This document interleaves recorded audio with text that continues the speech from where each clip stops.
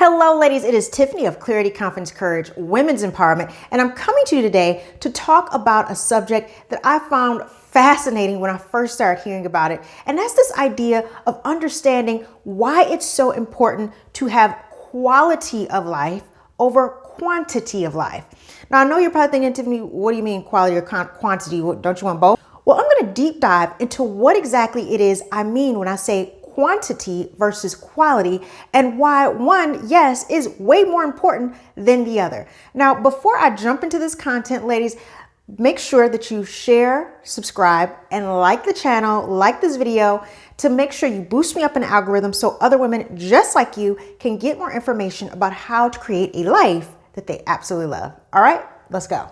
Now, before we jump into the actual content, I want to talk about the reason why I want to do this video, how I decided to talk about this when it comes to confidence and empowering women.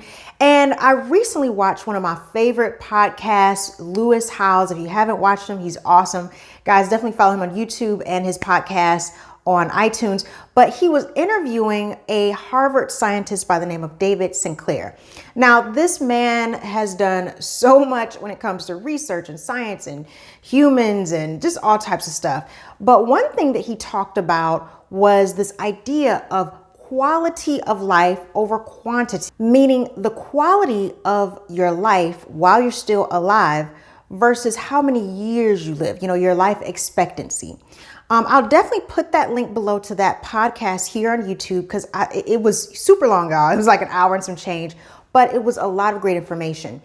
But I wanted to specifically focus on that part of what he was talking about because I think it is so important when it comes as a woman to creating your dream life. A lot of times we think in terms of numbers. For a lot of women, it has a lot to do with their biological clock. At this time, I want to get married. At this time, I want to have children. At this time, I want to retire. All these things that we think about when we think about our age and time and biological clock and children and hormones and retirement and blah, blah, blah. We always think about time frames, right? How much time we have, right? But one thing that David Sinclair, this Harvard scientist, was talking about, he was saying he would rather live a shorter lifespan to, like 80, maybe 90 years old versus living to be 100 or 110 or 120 and not having quality of life. And he was explaining that there are so many people who literally are sick. They have diseases and they suffer for long periods of time. They get cancer or diabetes or whatever it may be. And so, the first 30 years are pretty decent, but the last, whatever it is, 60, 40 years of their life, they're just suffering. They're just in pain. And he was saying, when you think about it, wouldn't you rather live a life where you may only live for 70 years, but it's 70 years of quality, it's 70 years of joy, it's 70 years of perfect health. Literally, by the time you get 70, you're perfectly healthy and you go to sleep and you never wake up. Versus living past 70 to 90, but those last 20 years of life, you're in horrific pain. Yes, you're alive, but you're taking so much medication, you're taking treatments, you're on all these drugs just to keep you alive, and then you still end up dying from whatever disease or chronic illness that you have. So that was kind of the gist of that portion of the podcast. It was much longer, guys. But I wanted to specifically focus on that because it got me to thinking, he's so right. When it comes to living life, it's not just about the lifespan that we have, the number of years we have, it's about the quality of life. And there are three main reasons that I want to focus on in this video as to why you need to focus on the quality and not the quantity necessarily. The first reason is that as you age, you still want to have a lot of physical mobility. You still want to make sure that no matter what age you are, that you are able to still be physically active. Now, here's what I mean, ladies. I don't mean that at 80 years old, you're going to be doing the same things you did when you were 20 or running a marathon or whatever it may be. But what I'm saying is you want to still have the type of quality of life where you can get out of bed by yourself, where you can wash yourself, where if you fall on the floor, you can get up without assistance. These are simple things to most people, but when you're elderly, those things, they matter because they can be very difficult for an elderly person who does not have the physical strength or agility to do some of those things, even walking up a flight of stairs without losing breath. Those are little things that most of us don't think about, take for granted, but those are the types of things that you want to be able to do way up in age. When you get 80, when you get 90, if you live to be 100, you still want to be able to do those things, because those are the things that, in all honesty, make being alive worth living.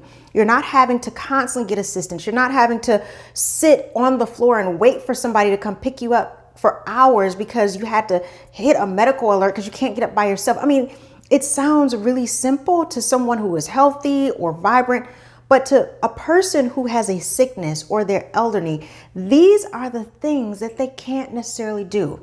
So the first reason is that you want to have physical mobility throughout your entire life. That is why quality can sometimes beat out quantity.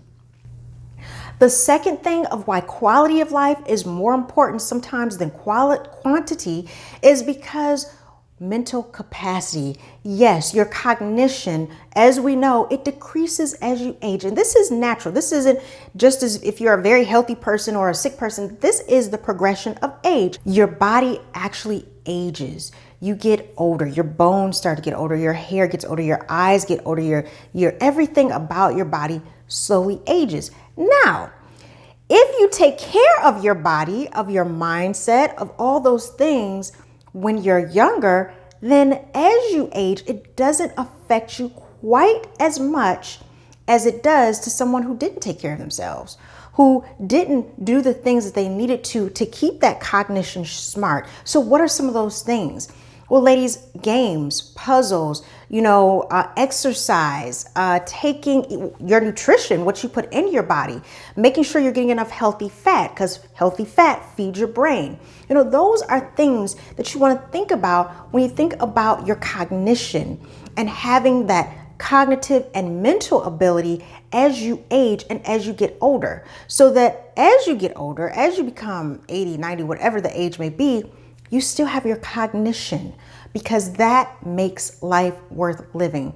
To have memory, to where you put your keys, to know who your children are, to be able to sit and read a book and remember what you just read. Those are the things. They seem simple when you're younger, but when you get older, they are worth more than gold. The other reason why quality of life can beat out quantity of life is having no regrets. Being able to look at your life and have wonderful, wonderful memories because you did so many things that you really wanted to do. You lived a high quality, high value life. And that can mean a lot of different things to a lot of people. But it means that you set goals, you created a plan, and you went after those things. You didn't allow fear and regret and anger and pain and sadness to hold you back. You did the work you needed to do to live a life that you absolutely love, so that whatever age you have your last day, you don't have any regrets. That's the third reason of why quality of life can beat out quantity. Now, ladies, I'm not saying having a long life there's anything wrong with that.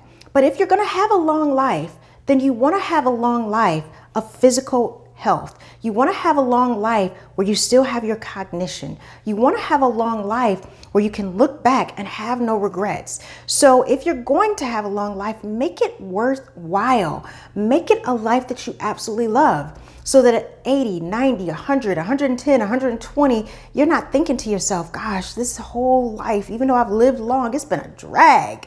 Like, I've been sick, I've been in pain, I can barely remember anything, I can't get out of bed. Like, that's not how you want your last years to be on earth.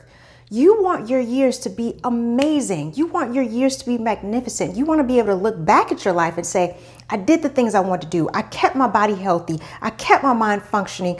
I lived an amazing, gorgeous, beautiful life, and I'm so thankful for it. And again, ladies, even if that last day is 60, 70, 80, 90, heck, nowadays you never know. It might be 35. Whatever it is, the bottom line is You took the opportunity here and now to do what it takes to continue to be physically, emotionally, mentally healthy and to go after your dreams with no regrets.